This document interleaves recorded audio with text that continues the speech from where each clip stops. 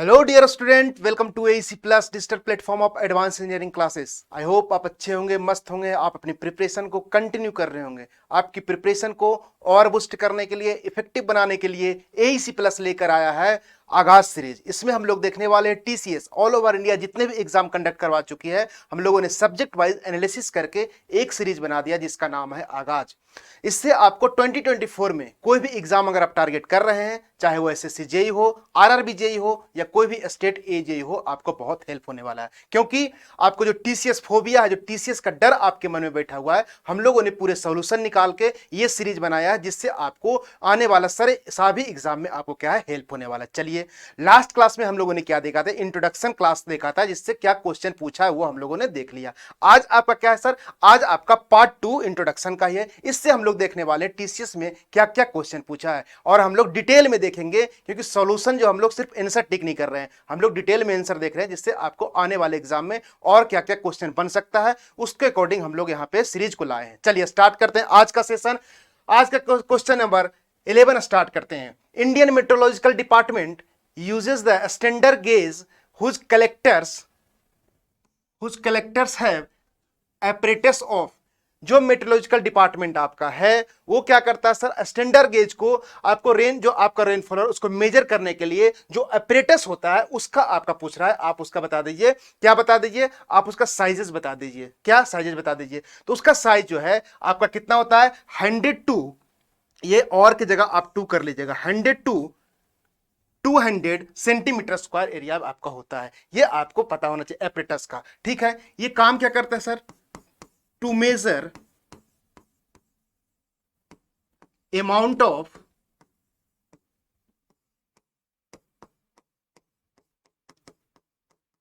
precipitation that falls on particular area। ये क्या करता है सर, ये जो आपका कलेक्टर है उसका तो आपने डायमेंशन बता दिया, एरिया बता दिया कि 100 से आपका 200 स्क्वायर सेंटीमीटर स्क्वायर आपका होता है। इसका काम क्या होता है सर, ये करता है सर आपका जो पर्टिकुलर एरिया में जो रेनफॉल हुआ उसको ये मेजर करता है। ओके, आई होप आपको क्लियर हुआ होगा। इसका सी आपका क्या हो गया, करेक्ट आंसर हो गया। C is the correct answer of this question. इसमें सारे में आपका 2 कर लीजिएगा। ये आपको डायमेंशन है, ये आपको याद ही होना चाहिए। ओके, चलिए C is the correct answer. Question number 12 देखिए, hydrology is necessary for civil engineer. कितने अच्छे क्वेश्चन पूछा है कि आपको सिविल इंजीनियरिंग के लिए हाइड्रोलॉजी क्यों नेसेसरी है, वो आपको ऑप्शन दिया हुआ है, इससे आपको बताना है। पहला बोल रहा है sir, designing and construction of irrigation structure.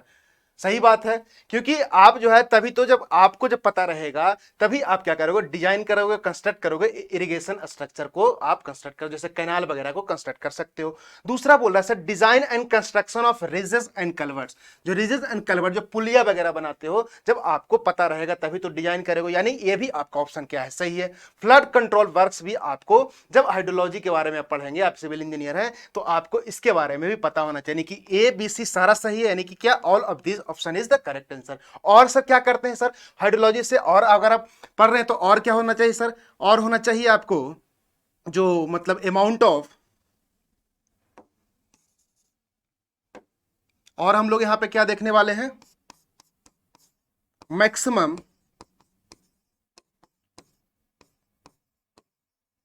Probable flood at propose construction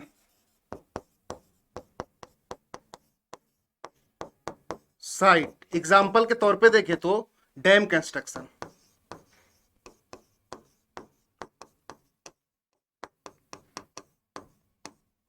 ये ध्यान दीजिए, और क्या क्या हम लोग स्टडी कर सकते हैं, मैक्सिमम प्रोबेबल फ्लड निकाल सकते हैं। कहां पे, जहां आप कोई भी डैम कंस्ट्रक्ट कर रहे हैं वहां पे आप मैक्सिमम प्रोबेबल फ्लड निकाल सकते हैं। किसके हिसाब से, जब हाइड्रोलॉजी आप अच्छे से पढ़ोगे तो। और क्या कर सकते हैं सर,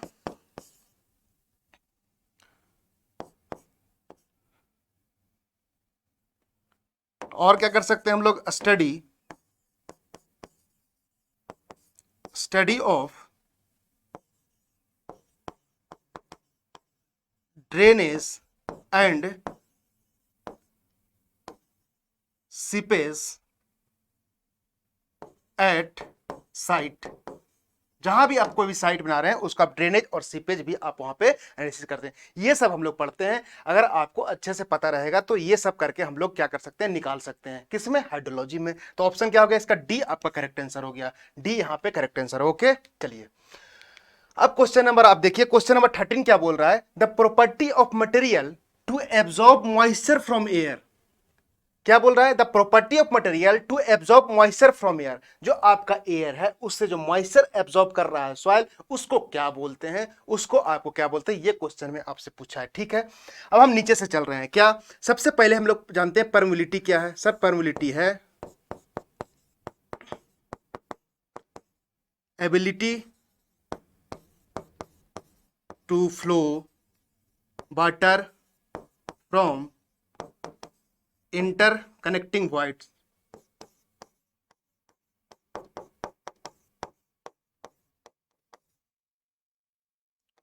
of soil। ये क्या है सर? परमिलिटी तो आप जानते होंगे। ये क्या है? ये ability to flow water from interconnecting void. जो आपका वॉइड्स है उससे जो आपका वाटर फ्लो हो रहा है उसको हम लोग क्या डिफाइन करते हैं? परमिलिटी। हाइड्रोग्राफी क्या करता है सर? ये बताता है आपको। हाइड्रोग्राफी क्या बताता है? Study and measure of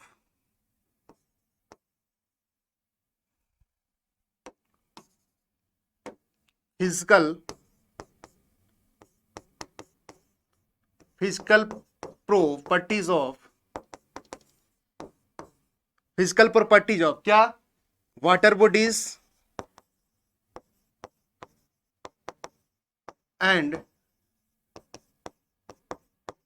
adjacent land of those water bodies.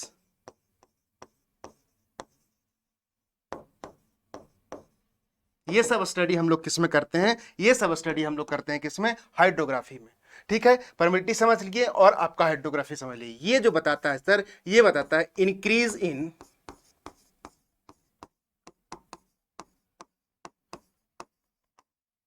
Volume of materials. आप इसको सॉइल वगैरह में भी पढ़ते हैं कि बल्किंग ऑफ सैंड पढ़ते होंगे। बल्किंग ऑफ सैंड मतलब आपका वॉल्यूम का इंक्रीज हो गया। जब आप साइड से आप जो आप सैंड लाते हैं उसमें क्या होता है? वॉल्यूम का इंक्रीज हो जाता है। फाइन सैंड में सबसे ज्यादा इंक्रीज देखने को मिलता है, उसके बाद मीडियम में, उसके बाद डेंस में। तो आपको सॉइल में पढ़ते हैं।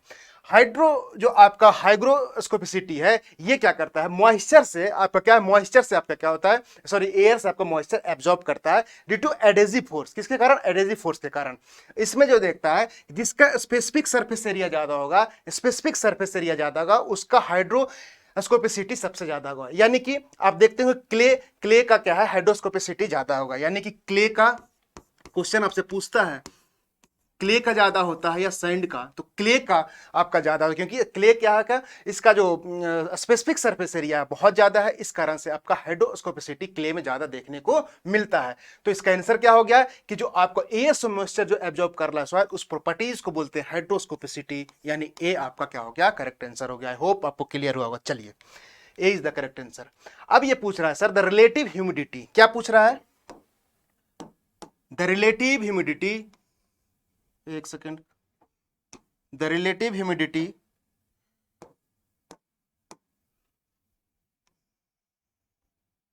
इसके बारे में पूछ रहा है कि the relative humidity H is measure of air capacity at existing temperature to absorb further moisture and is defined by। Relative humidity आप सिंपली बता दीजिए कैसे डिफाइन करते हैं, इसके बारे में पूछ रहा है जो आपको ऑप्शन में दिया हुआ है। सबसे पहले आप समझिए कि जो आपका रिलेटिव ह्यूमिडिटी है किस चीज से मेजर करते हैं, इंस्ट्रूमेंट क्या होता है। एग्जाम में कई बार पूछा है आपका हाइग्रोमीटर जो इंस्ट्रूमेंट होता है, इससे हम लोग क्या करते हैं सर? रिलेटिव ह्यूमिडिटी को मेजर करते हैं। कौन सा? हाइग्रोमीटर। इससे आप हम लोग का क्या है? मेजर करते हैं। चलिए अब समझते हैं कि रिलेटिव ह्यूमिडिटी होता क्या है। रिलेटिव ह्यूमिडिटी जिसको हम आरएस से लिख रहे हैं शॉर्ट फॉर्म में, इसको रिलेटिव ह्यूमिडिटी क्या बताया? ये बताया सर आपको जो आपका एक्चुअल वेपर प्रेशर, जो आपका एक्चुअल वेपर प्रेशर है upon saturated vapour pressure.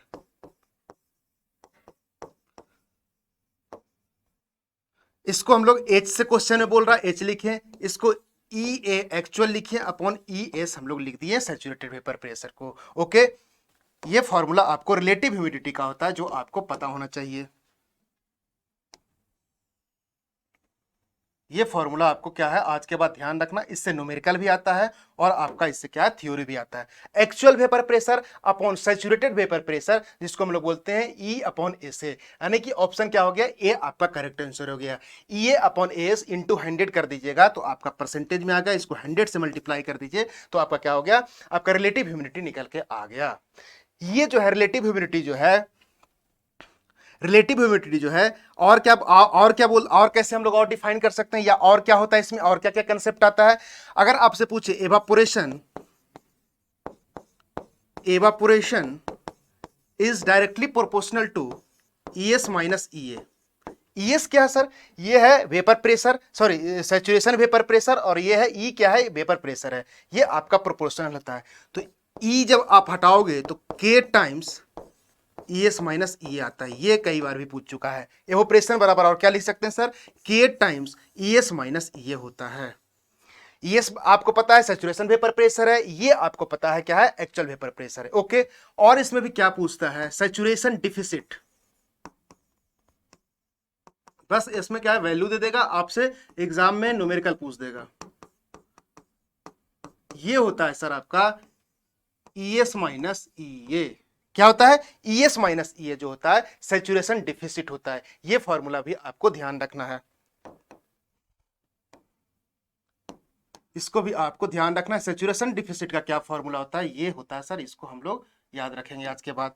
Okay चलिए, ये क्लियर हो गया, तीन फॉर्मूला। क्वेश्चन में आपसे पूछा सिर्फ रिलेटिव ह्यूमिडिटी को डिफाइन करिए, तो ये आपका क्या होगा, actual vapour pressure upon saturated vapour pressure, यानी ए ऑप्शन आपका करेक्ट आंसर हो गया। बाकी और इंपॉर्टेंट इंफॉर्मेशन और भी है, मैंने आपको बता दिया। चलिए, A is the correct answer of this question. अगले क्वेश्चन पे मूव करते हैं। In India rainfall cycle period is considered as, जो आपको इंडिया में है जो रेनफॉल साइकिल पीरियड है, कितने साल के लिए कंसीडर करते हैं। जनरली हम लोग कंसीडर करते हैं 30 साल के लिए, कितना, 30 ईयर्स के लिए।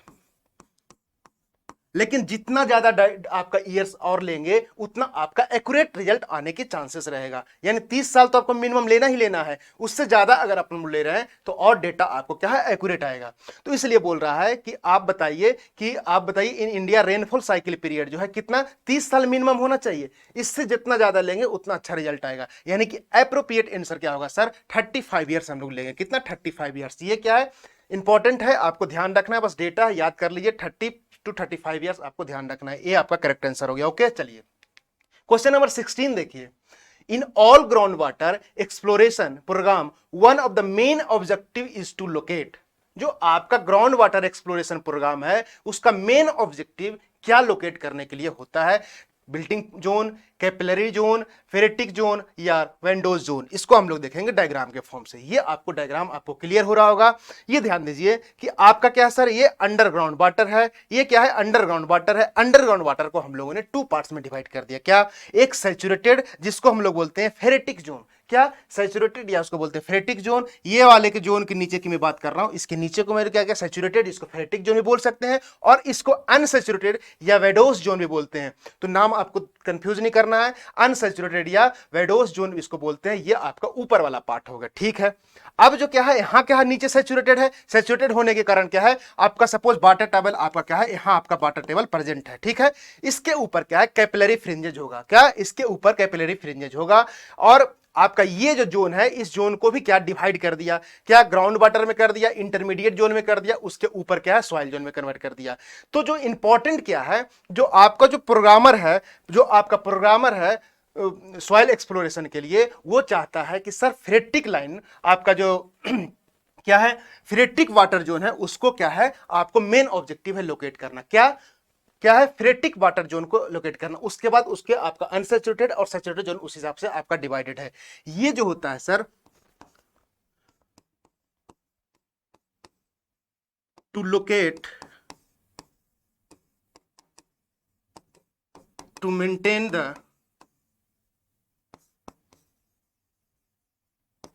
फ्यूचर नीड ऑफ वाटर, अब यहां पे एक चीज और पूछता है, जो आपका फ्रेटिक जोन है उसके जो नीचे जो होता है उसके प्रेशर क्या लगता है सर, उसके अंदर जो लगता है आपका क्या लगता है, आप बताइए इस चीज को। आपको इसको बताना है कि उसका जो फ्रेटिक लाइन है, जो आपका फ्रेटिक लाइन के नीचे बिलो बिलो जो फ्रेटिक वाटर जोन,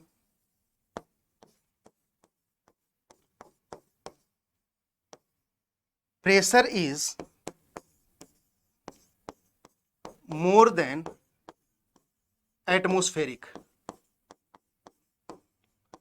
समझिएगा, जो आपका जो ये फ्रेटिक जोन है, आपका जो फ्रेटिक जोन है उसका जो नीचे है, उसका नीचे जो है आपका क्या एटमॉस्फेरिक प्रेशर से ज्यादा प्रेशर लगेगा, और जो फ्रेटिक लाइन है उस पे आपका एटमॉस्फेरिक प्रेशर लगना है। यही मैं आपको यहां पे बता रहा हूं कि आपका जो है below phreatic water zone pressure is more than atmospheric, और आपका जो फ्रेटिक है उस पे आपको एटमॉस्फेरिक प्रेशर लगेगा। ये सब भी आपसे क्वेश्चन पूछता है। तो आपको क्या है, प्रोग्रामर का मेन ऑब्जेक्टिव क्या है सर, फ्रेटिक वाटर जोन इंडिकेट हो जाए, लोकेट हो जाए, यानी सी आपका क्या होगा, करेक्ट आंसर हो गया। ओके, आई होप आपको क्लियर हो रहा होगा। चलिए क्वेश्चन नंबर 17 देखते हैं। क्या है, blanks plays an important part in completion of hydrological cycle. Hydrological cycle complete करने के लिए कौन सा फोर्स जो है आपका इंपॉर्टेंट रोल प्ले करता है, ये आपसे पूछ रहा है। Coriolis force, frictional force, buoyant force, air resistance force. आप अगर इसको मैं छोड़ दूं, बाकी आप फोर्स को कहीं ना कहीं आप पढ़े होंगे। फ्रिक्शनल फोर्स कहां लगता है, कहां सरफेस पे लगता है। वहीं आपका बायोंट फोर्स कहां लगता है, वाटर के अंदर लगता है, ये अपवर्ड फोर्स होता है। वहीं पे एयर रेजिस्टेंस फोर्स एयर में लगता है। यानी कि क्वेश्चन जब आप देख रहे हैं ना, इसमें से आप एलिमिनेट कर सकते हैं सर ये तीनों होने की संभावना नहीं है। ये एक नया जानवर का नाम है कैरोलिसिस फोर्स। इसको समझते हैं कि इसका काम हाइड्रोलॉजिकल साइकिल में क्या रहता है, ध्यान से समझिए।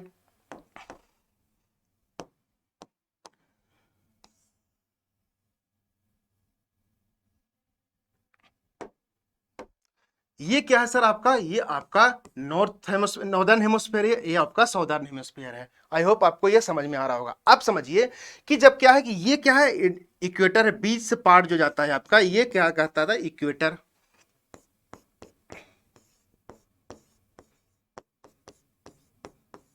ये आपका इक्वेटर हो गया। यानी कि जब आप इक्वेटर से नॉर्दर्न हेमोस्फेयर में जाइएगा, नॉर्दर्न हेमोस्फेयर में जाने के बाद क्या होता है कि आपका जो डिफ्लेक्शन हो जाता है, डिफ्लेक्शन कुछ राइट साइड में हो जाता है। क्या राइट साइड में डिफ्लेक्शन हो जाएगा,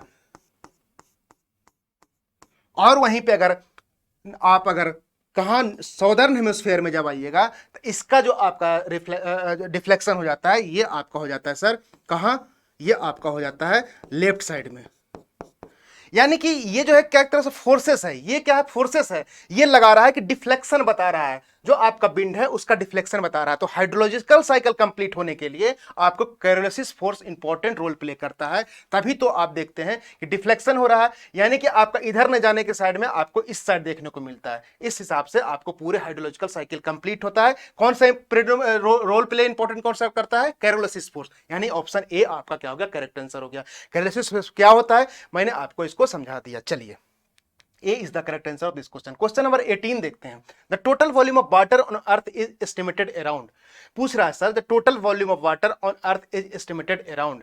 जो टोटल वॉल्यूम है अर्थ पे वो कितना है, ये आपसे पूछ रहा है सर। तो ये आपसे जो होता है, ये आपका कितना होता है, 1.386 बिलियन किलोमीटर क्यूब। ये आपको ध्यान रखना है, इसको याद करके रखना है। जो आपका 1.386 बिलियन किलोमीटर क्यूब है, इसमें से जो होता है sir 97.5% are saline water and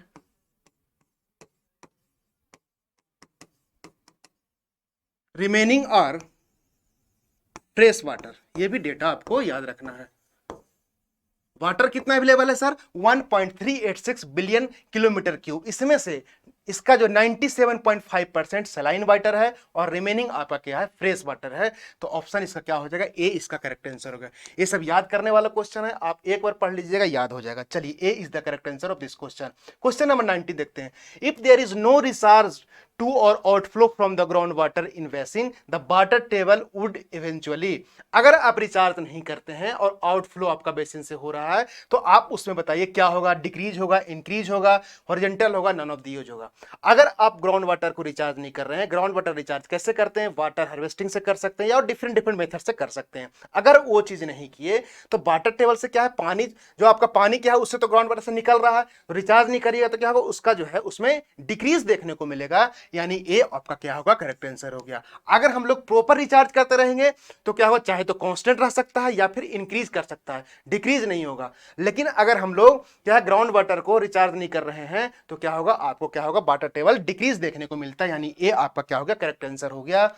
A is the correct answer. चलिए क्वेश्चन नंबर 20 देखते हैं। Specific yield and field capacity are related है। जो स्पेसिफिक यील्ड है, बाई और फील्ड कैपेसिटी का रिलेशन बताना है। ये आपको थ्योरी के फॉर्म में भी आता है, साथ साथ आपको इससे न्यूमेरिकल भी आता है, कुछ भी एक वैल्यू दे देगा आपको निकलवा देगा। तो आपको पता होना चाहिए स्पेसिफिक यील्ड जो होता है और फील्ड कैपेसिटी का रिलेशन क्या होता है सर, ये होता है आपका बाई प्लस एफ इक्वल टू 1, यानी specific yield plus field capacity equal to 1 होता है। अब इसमें से आपको फील्ड कैपेसिटी दे दिया तो आप 1 माइनस स्पेसिफिक यील्ड निकाल दीजिए, इस हिसाब से न्यूमेरिकल भी आपको पूछा जाता है।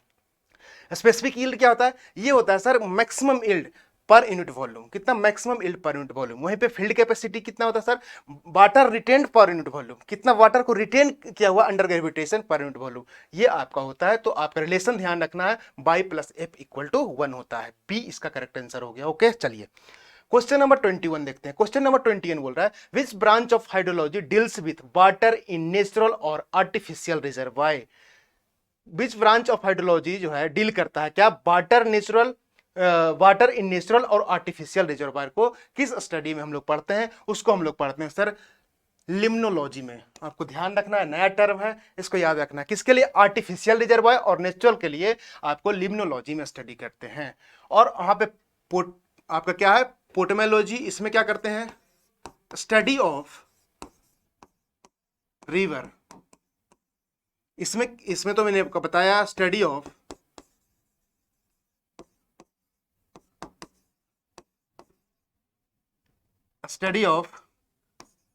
इनलैंड वाटर लेक्स, चाहे वो फ्रेश भी हो सकता है और सैलाइन भी हो सकता है, इसके हम लोग स्टडी करते हैं लिम्नोलॉजी में। जियो हाइड्रोग्राफी में क्या करते हैं सर, इसमें हम लोग करते हैं स्टडी एंड, जियो मीन्स क्या होता है, अर्थ होता है, और हाइड्रोलॉजी जी मतलब कि आपको क्या करते हैं, अंडरग्राउंड वाटर की स्टडी करते हैं। क्या, अंडरग्राउंड वाटर।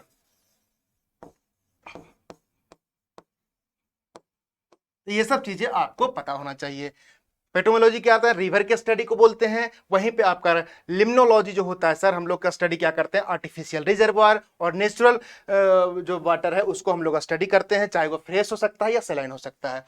जियो हाइड्रोलॉजी, जियो मीन्स क्या होता है सर, अर्थ, हाइड्रोलॉजी मीन्स पानी होता है, यानी कि अंडरग्राउंड वाटर को स्टडी को हम लोग बोलते हैं जियो हाइड्रोलॉजी। वही ऐसे ही होता है हाइड्रोमेट्रोलॉजी, हाइड्रो मीन्स पानी होता है, मेट्रोलॉजी मतलब जो स्टडी करते हैं। तो आपका ऑप्शन क्या हो गया, बी यहाँ पे करेक्ट आंसर हो गया। ओके 21 का बी।